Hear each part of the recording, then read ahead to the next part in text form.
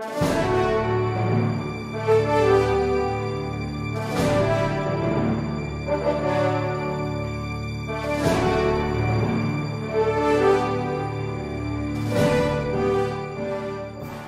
coming, Your Honor. He's around already.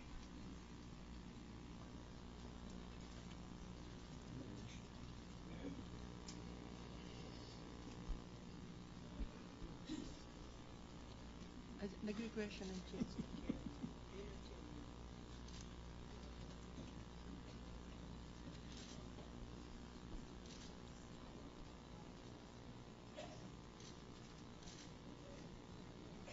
Mr. Chief Justice,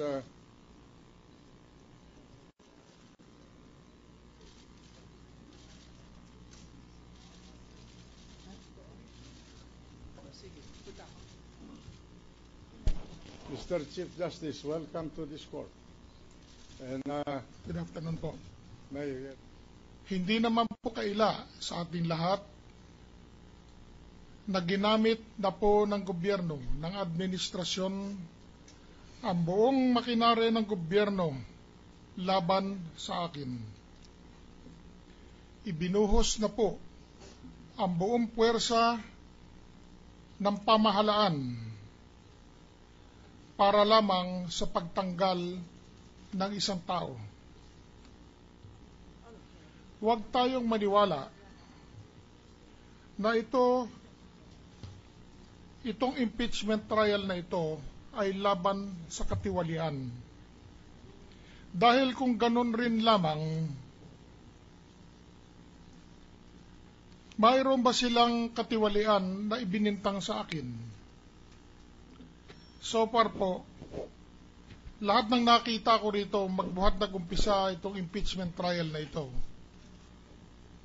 ay hatred, galit sa isang tao, benggansa sa isang tao.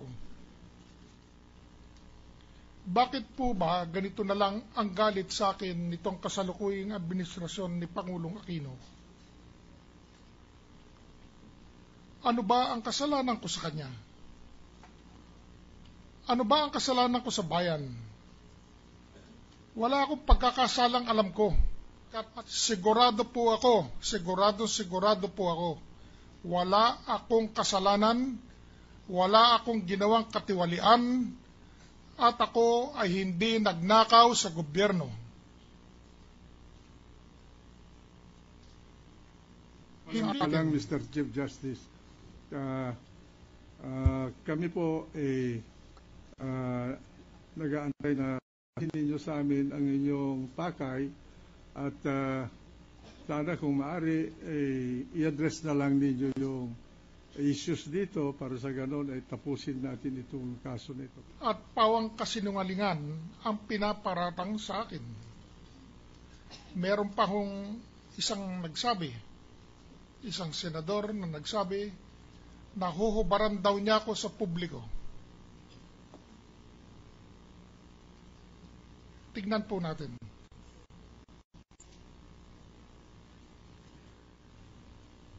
Maraming beses na pong pinag-uusapan sa media na umano'y tungkol sa hindi alleged, hindi maipaliwanag naming yaman. At maraming beses na rin po kaming hinusgahan. Ang tanong ko po ito, bakit po ba? Pondo po ba ito ng bayan? Ito po ba ay ninakaw sa kaban ng bayan? Ito po ba ay kinurakot ng punong maestrado?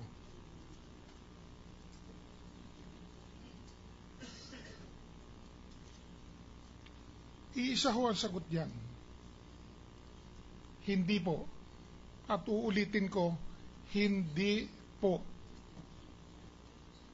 Lahat po ng aming ari-arian ay pinaghirapan sa malinis na paraan at wala naman pong naisiwalat o naibintang sa akin na ginawa kong katiwalian. Wala po. Lahat po ng aming naipundar ay nanggaling sa pagsisikap, paghihirap ng maraming taon, maraming dekadang pagtatrabaho ng malinis at maayos.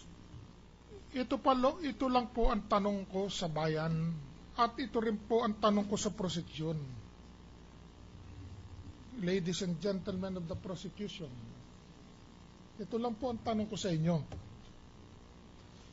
Kung talagang malakas yung inyong kaso na isinampa sa akin, bakit kayo kailangan mag-imbento ng ebidensya? Sagutin po ninyo yan sa taong bayan. Bakit kailangan mag-black propaganda?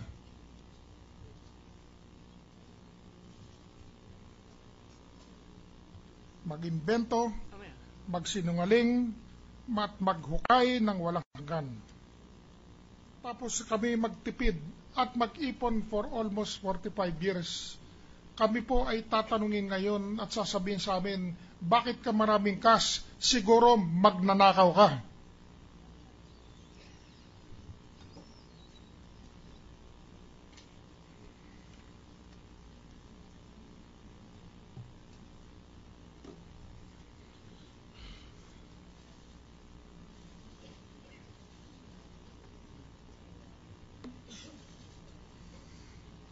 Mr. Chief Justice.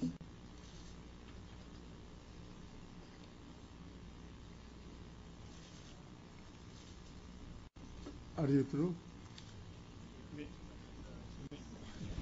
The witness, Your Honor, is appearing to be very emotional. He is on the verge of tears. I wonder whether the court will be magnanimous enough to grant us even a 5-minute or 2-minute recess only, Your Honor, in order to enable him to gain his composure, Your Honor. And we will wind up within that period. We assure the court. Session suspended for 2 minutes. Ombudsman Morales accused me of having 10 to 12 million US dollars in 82 bank accounts. That is a malicious lie. Maraming salamat po. Pagpalain po tayo ng buong... Sir, please. The Chief Justice as respondent in this witness stand and testified for more than 3 hours. Wait a minute. He's not being discharged. No, here I'm not discharged. I'm making a manifestation. Huh?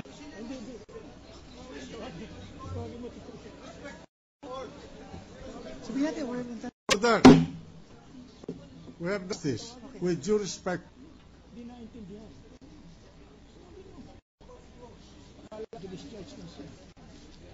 Advise your client to return to the witness stand. I respect him as a Chief Justice, but this court must be respected. Quiet. May I request for there was misunderstanding, Your Honor. May I request him for 1 minute, Your Honor? We'll have him call back, Your Honor. All right. I am very sure it is. Session suspended for 1 minute. Please let the Chief Justice come. Sergeant at Arms, sara ninyo yung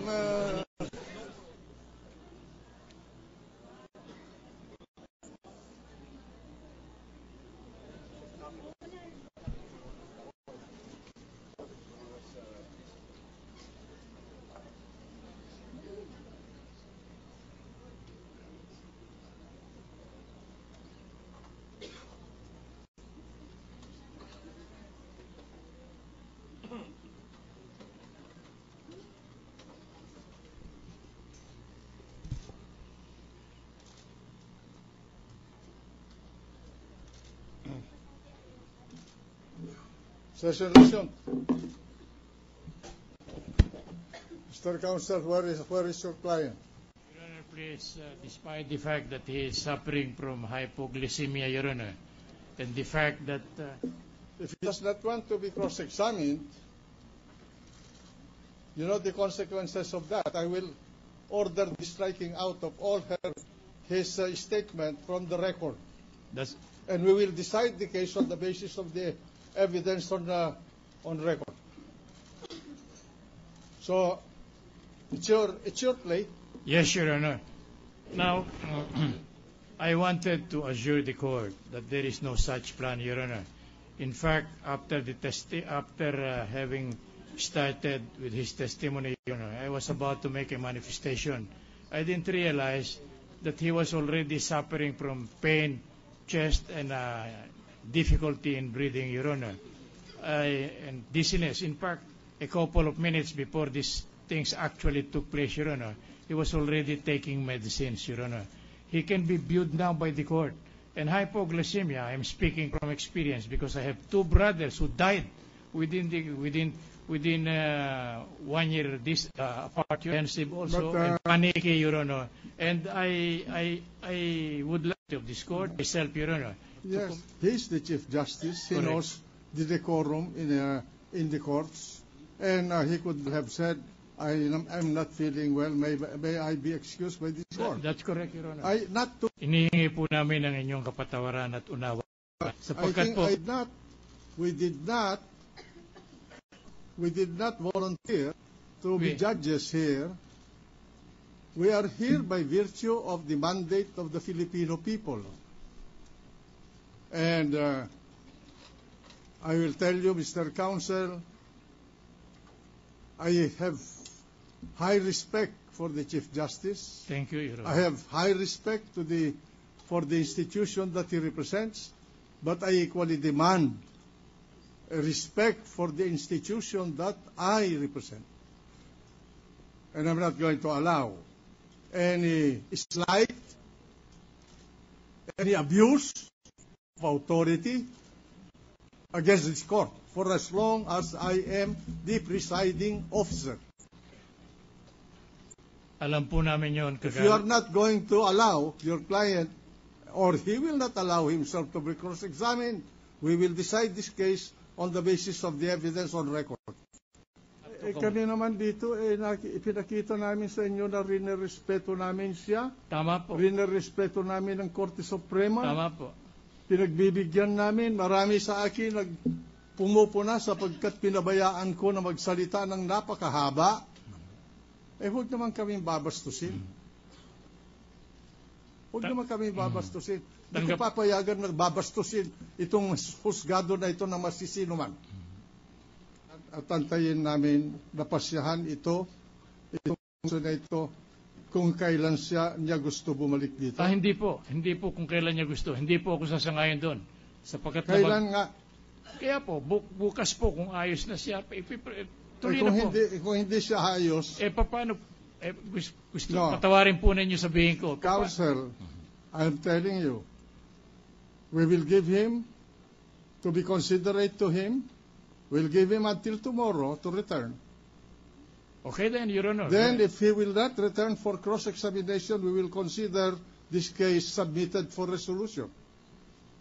We will abide by, Your Honor.